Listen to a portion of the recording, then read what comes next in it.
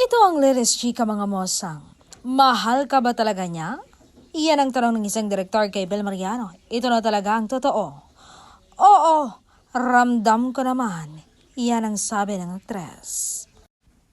Dagdag pa ng aktres, alam nyo, maniwala kayo sa akin. Kapag mahal ka ng lalaki at sincere talaga siya, makikita mo iyon sa effort niya. What he does every day is a reflection of his genuine interest in you. Hindi mo kakailangang magmakaawa para sa oras at atensyon. Kapag gusto ka niya, kusa niyang ibibigay yon kahit hindi mo hingin.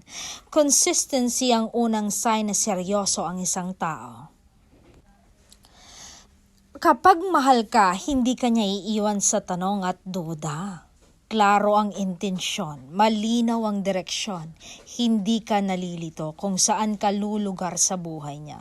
Hindi rin sapat ang puro salita lang. Madaling magsabi ng sweet words pero mas mahalaga ang actions na tuloy-tuloy kasi ang totoong effort hindi napapagod, patunayan ng sarili.